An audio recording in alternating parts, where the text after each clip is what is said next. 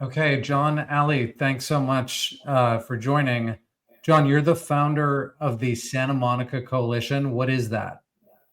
The Santa Monica Coalition is a group of about 5 to 7,000 business owners, residents, and locals in Santa Monica and the West Side that are focused specifically on issues that we believe the city councils and the mayors, city managers are not dealing with. The transient addicts that are coming here from out of state, not being helped, the endless amounts of money that are being given and granted to nonprofits that aren't being accounted for, the drug use, the lack of treating the people on the streets, just the depravity, the woman, 30% of the homeless being attacked and raped at night. We're bringing it to the attention of everybody, the public, and it seems like the only way we can get the attention of the city is to do what we're doing. And we've been doing it through our Instagram, our X feed, and our banners. And the banner is very interesting. The banner came about by properties that I own and finance on the promenade that were getting smashed, windows getting smashed. So we decided to board up the property until we could find a tenant. And that's when the first banner came about. And is that the banner with Karen Bass and her family, the picture of her family on the 3rd Street Promenade? That's the current banner. We've had about 7 banners. The first banner dealt with Santa Monica is not safe. Then we dealt with the issue of the Santa Monica Venice Family Clinic and Barbara Ferrer of the LA County Department of Public Health distributing needles and glass meth pipes in the parks. We created a banner that said Mount Drugs More. And how did this come about, John? Because I moved to Santa Monica about 8 years ago.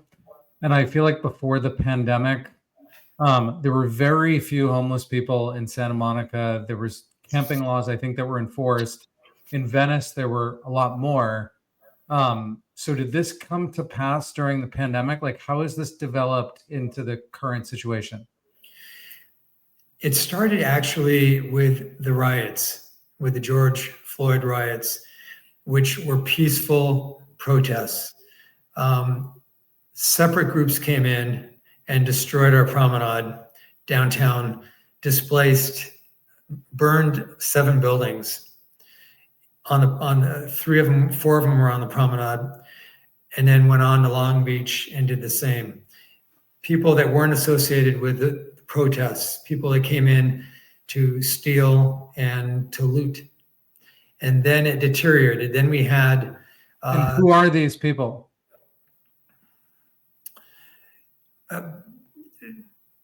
People that are from the outside just trying to take advantage of a good thing or a bad thing that was happening. Antifas, a lot of them are DSA, Democratic Socialists of America. They've targeted Santa Monica. They've targeted fairly left of center cities. And in Santa Monica, unfortunately, has been ruled by one party, one group. I won't call it a party, one group for the last 40 years, called Santa Monica for Renters' Rights, SMR. And everyone's in favor of the rent control. It's not going anywhere. It's part of the city charter, which means no city council can ever change it. It would need a vote of the people. It's like Medicare or Social Security. It's staying. But their goal in coming into power 40 years ago was to put people on city staff that would outlast their term limits. And they've controlled all the boards and commissions for the last 40 years.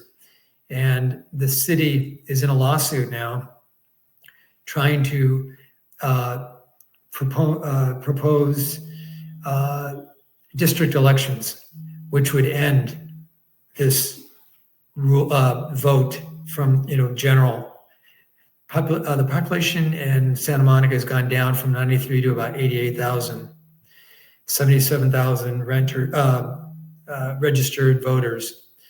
And the SMER group controls every bastion of power, from the city council to the downtown Santa Monica. We don't have a regular business improvement district. We have a nonprofit that's run by the city, from the library board to Parks and Rec. And how do they do this? How do they maintain their grip on power and control? The city council votes. And so all residents or business people may apply, as the case may be. And they have to be voted on by a majority of the council. There are 7 council members, including a rotating mayor, who is also a council member. And it takes 4 votes to approve any board or basically any board member. And there are about 16 or 17 different boards. So from your perspective, prior to the BLM riots in Santa Monica, there was some semblance of a functioning civil authority and police. What's happened since then? Like, why are things so out of control here? We had a huge amount of construction, residential construction. The funding for the police today is the same as it was in terms of amount of sworn officers as it was in 2019 and 2018. That hasn't increased. And that's caused, there's less police presence. The main portion of problems has been in the downtown area. Downtown, I mean Ocean Avenue, looking out towards the bluffs along over PCH, 2nd, 3rd Street Promenade, all the way to Lincoln. It grew to Lincoln because there were benefits for development. The larger the Downtown Santa Monica Inc. group got. So it became large. It became the largest group in Southern California. Not a business improvement district, but a nonprofit group that assesses property owners quite a bit for police protection in that area, taking care of the garages, cleaning, etc. And the funding is just not, the funding for all of that there's been more programs that have been enacted, and basic non-enforcement of the law, park laws, park hours, just not enforced. And that is because of a shortage of personnel or funding or what?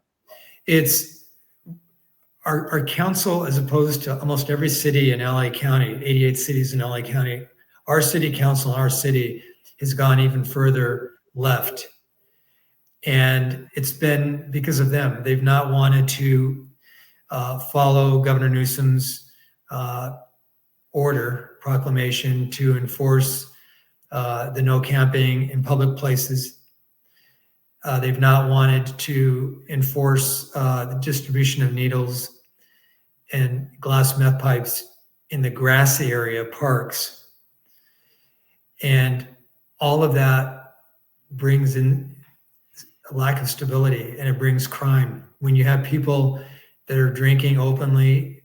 Do you think Governor Newsom actually cares about cleaning up California cities? I don't. The law? I don't. I think he's doing it for other purposes, and he's using the Grants Pass as a means to appear center. But in all of his podcasts and interviews, he appears that way, but he's not doing anything to change any of the laws that he helped propose and sign. Right. So can I give you a scenario? One of the reasons I was interested in talking to you is I've, on a personal level, experienced the lack of policing here. I think everybody has a story who lives in Santa Monica, but just in the last 2 months, I have I was at a playground with friends with their kids, and there were two publicly intoxicated adults who didn't have kids leaning on the fence, leering at children, making everybody uncomfortable. And I spoke to my friend. I called the police and thought, like, what other incident would warrant, the police showing up? And they didn't show up. We waited for a half hour, 40 minutes, no police. The other thing that's happened on an ongoing basis is at another park adjacent to the ocean, there are these kids on these e-bikes, like ripping around in the park. And I know this is going to sound like a minor, this is like a minor thing, but I think it's just an example of how far things have gone. They rip through the park. There are kids, babies, dogs. I've called multiple times. Other people have called multiple times. And this culminated on Sunday. One of these kids hit a dog with his e-bike. So the dog is injured. The kid told the woman to fuck herself. And they took off. There were no consequences. I think, 5 or 6 people called the police. An adult actually put his hands on one of these kids because that's what it got to. And then yesterday, I was walking with a friend out to this park. 2 of the kids showed up who hit the dog. And they called my friend the N-word, to her face. It's recorded on video. I've called the police 5 times about this, and they've never come out, not once. And I've spoken to them at length about it. So I know that there's a staffing shortage, all of this kind of stuff, but I actually don't, I'm not buying into that. And I actually think it's a dereliction of the Santa Monica police themselves when they are not, they're not enforcing the law and they don't seem to want to. So do you have any opinion on that? I know there are budget cuts and less personnel, but I see a lack of pride, a disgraceful lack of pride. I'm really sorry to hear about your experiences. And I have to tell you, they occur on a normal basis. Oh, I'm just citing a couple of examples. This is on an ongoing basis. Everybody experiences this every day in Santa Monica, which is supposed to be this is the end of Highway 66, the end of the Golden Road, where you follow your American dream, a globally iconic place. And it doesn't care about itself anymore. It doesn't give a shit about itself. And after the last interaction I had with the police, I said to the guy on the phone, I said, I'm not calling you again. I'm done. I give up. You guys can't, if you can't handle a bunch of 13-year-old kids. But I will get a ticket if my dog sets foot on the beach. I will get a ticket if my meter's over by a minute. So it's law-abiding citizens that are getting punished for it. But do you think there's also just a spiritual crisis among the civil employees here, the police? They don't want to do their jobs. It starts with the chief. The chief reports to and can be fired by the city manager. The city manager. John, how much does the chief get paid a year in Santa Monica? How much does that person make a year? I believe it's close to $500,000, $400,000 to $500,000. He can be fired by the city manager. The city manager can only be fired by 5 of the council members. We were able to get the city manager to resign because we found out he had mishandled HUD funds, Housing Urban Development Funds. But going back to what you've experienced, we've seen that. We see it on a daily basis. And what's happening is that unless both parties are there, the city will not record a crime. It's not on the record. So technically, they're saying crime is down 5%, 10%, homicides are down. It's wrong. It's incorrect. What would you suggest citizens like myself do on an ongoing basis? I've called the police 5 times, I think, and they've never shown up.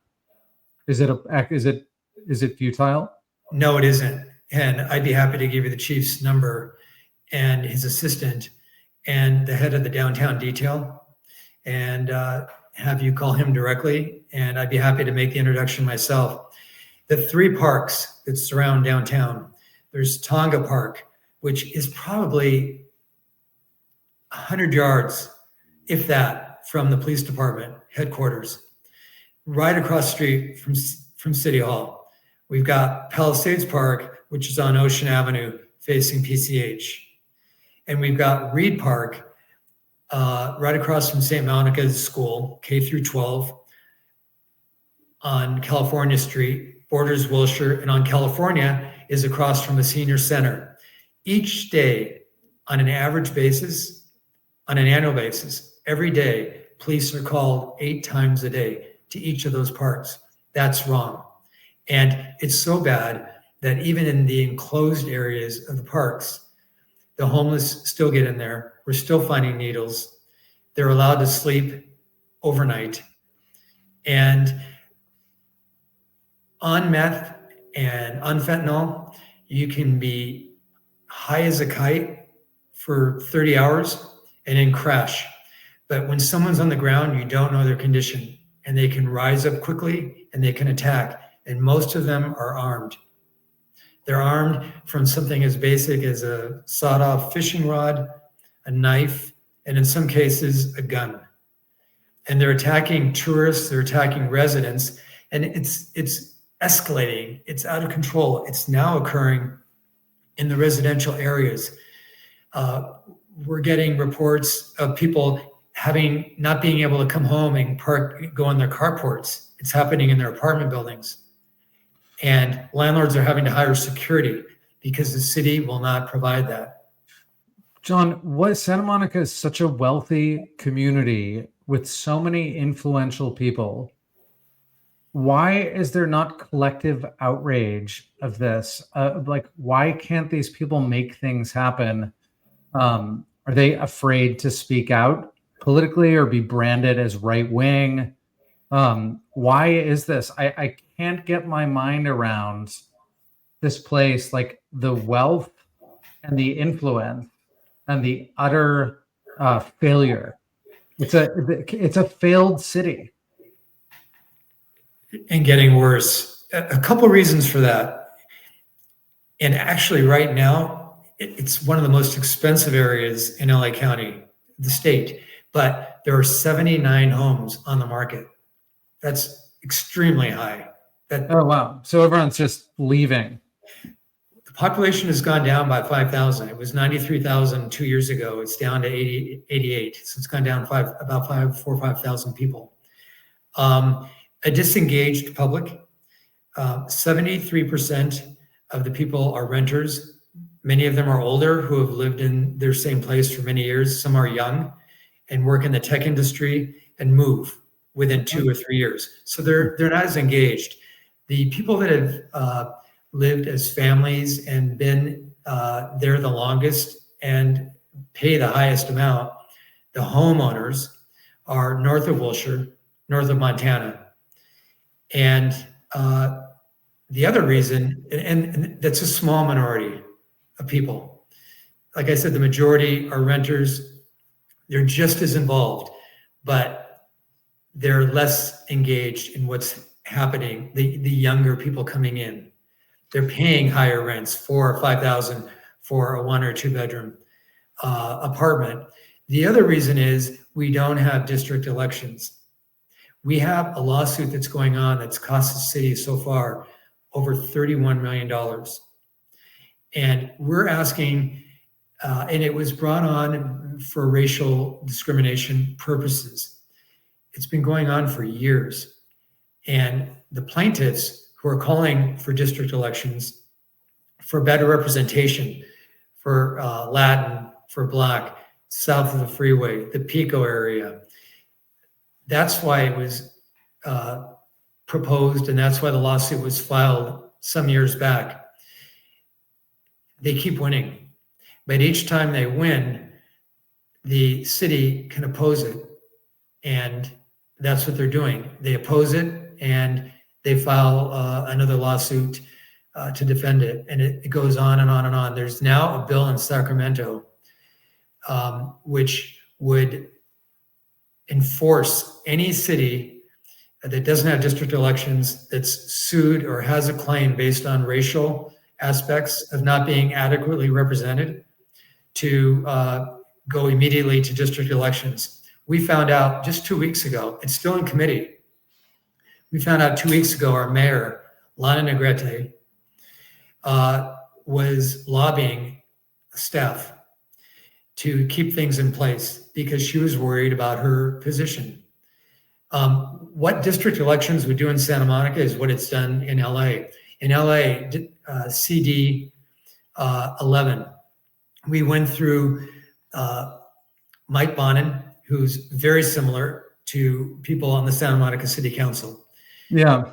We replaced him with Tracy Park, and she's responsible, and she is very accommodating, and she responds. And if we had that in Santa Monica, we wouldn't have a downtown that looks like it does now. We wouldn't have the Sunset area. We wouldn't have the Pico area. We wouldn't have Ocean Park. We'd have someone to go to, and they'd be responsive or they'd get voted out. And that's what we want. So we need district elections for this to change. That's So the key. one of the issues on the table is possibly moving towards that in an initiative. But we know if we do that, there will be consequences because the SMER group who wants at general elections, they'll probably come up with some other shenanigan to evade that. Either a mayor that's elected that has control over the council, they'll do something. But having district elections in Santa Monica is the right thing to do. It's worked well in LA. LA is not working that well, but in CD 11, things have gotten a lot better since Mike Bonin. Yeah, and who funds the SMER group? It's funded by people from all over the city that like the status quo. I would say probably 95% of the people in Santa Monica are Democrat. Most of the people that are in SMER have business with SMER. They're either on the school board, they're in lawsuits, they're contractually involved. It's follow the money. They're making money on certain issues by keeping things status quo. So, John, is it fair to say that Santa Monica is a microcosm of California, basically, and we have a captured local government that's incompetent and corrupt, and there's no accountability, basically, and the place is being destroyed? That's being kind. I mean, if you elect trash, you end up with a bonfire, and that's what we have in Santa Monica. Exactly. We have. And John, are you a conservative, or what is your organization nonpartisan, or? We're nonpartisan because we view crime and depravity on the streets that isn't addressed by the city, the ongoing drug use, the drug epidemic. We view that as nonpartisan. It's not blue, red. It's not left or right. I mean, I talk to people every day and have great relationships with them. And in the last presidential election, we both voted differently. So that doesn't come up.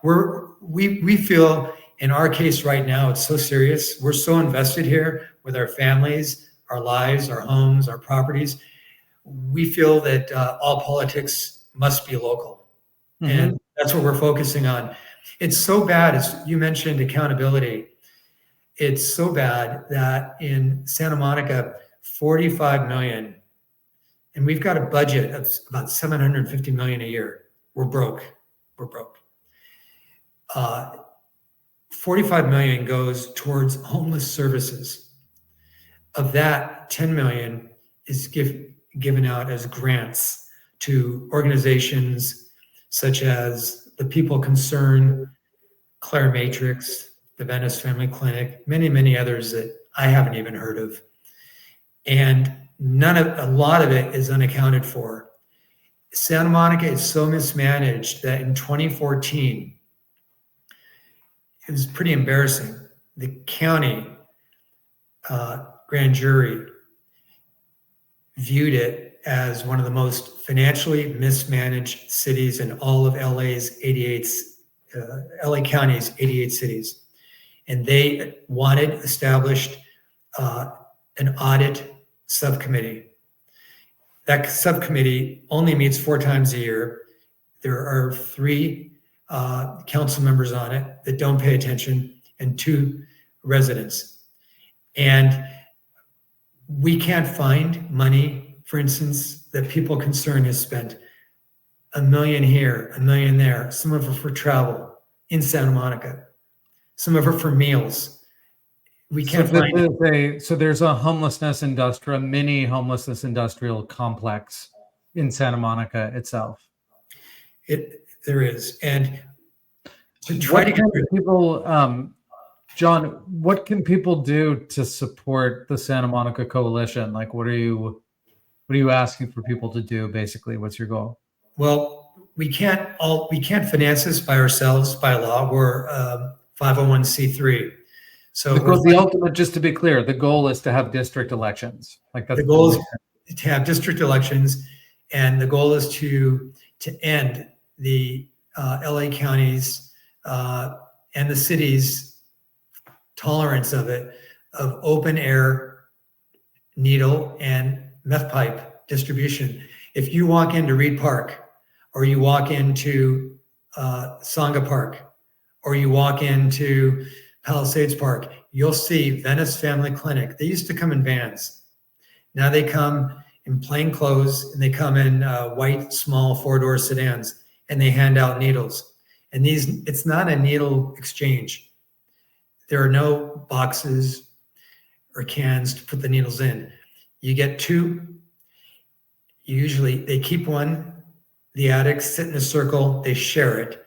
So this business about the spread, it's not. These idiots will think that they're being compassionate or something by enabling these people. It's the opposite of compassion. It's the opposite. It's such that we've sued Barbara Ferrer directly, the Venice Family Clinic, and the LA County Board of Health.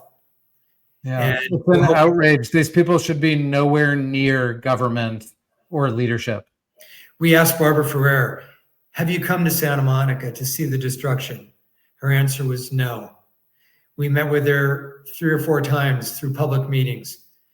Have you come? No. We know she lives in Echo Park. And do you know how much she's paid, John? What is Barbara Ferrer's salary?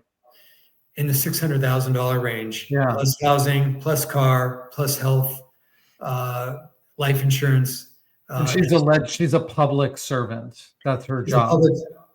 And she's appointed. The sad thing is, if the people could vote to get rid of her, they would. But we have 5 people on the board of supervisors that like her, and without 4 of those people, she can't be fired. Yeah. So we're going to have her resign. And we're finding out that's part of our job. We did it with the Santa Monica city manager.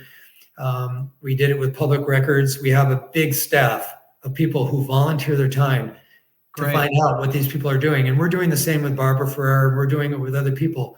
Things are going to happen in the next 6 months. Good.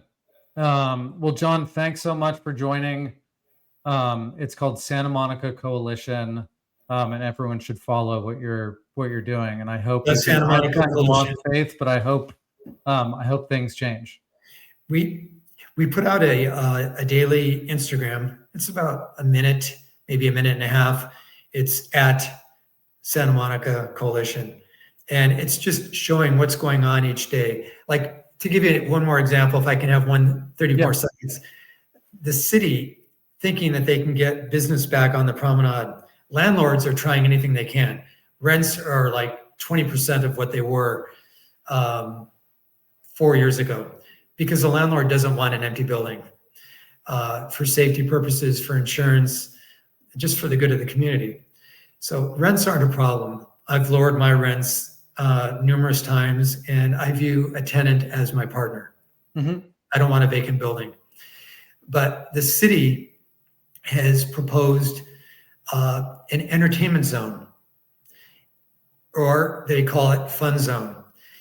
The staff proposed it, city staff, which is very powerful.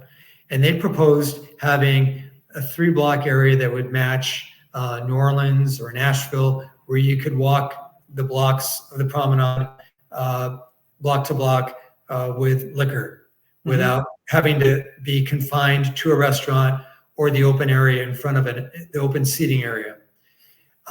City council, in fact, our mayor went even further. She said, let's be bold. Let's do this every day of the week. And let's do it from 8 a.m. until 2 a.m. Well, at And 8 let's a.m. hand out meth pipes and needles. I'm just kidding. I told her at 8 o'clock, I'm still trying to rustle up the people and clean up needles in front of my storefronts. Yeah. And you're proposing having bars come in, rent space, and have, I said, not 80, this is a fact from the city, 86% of residents don't shop or dine in downtown Santa Monica. Of course. They go elsewhere. Yeah. And this isn't going to revitalize the promenade or downtown. Yeah. It's just bonkers. So that's being heard tonight again. Great. So another example, and I'm so sorry about what you had to see, but it happens all the time. And until it happens to you or someone else, you really don't get it. I mean, I was attacked in Palisades Park from behind. At this point, I'm surprised when people haven't had an interaction or an incident. Like, that's the minority, because everyone has now. Everyone has an experience. Yeah. Or knows somebody. It's very close. Yeah. And when you have kids, what we see are, we've got probably just walking 3 blocks or driving 3 blocks, we'll see numerous things. We have the biggest collection of small video clips and photos, images of what's going on. It's, and we'll see parents looking straight ahead. They're desensitized. They'll be holding their infant or their child. The child will be looking to the side because it's abnormal. Yeah. But we wonder, in 6 years, will that child be looking at that person on the ground, masturbating, throwing up, or will they be like their parents, looking straight ahead, trying to get to their destination? Yeah. That's not what it's bonkers.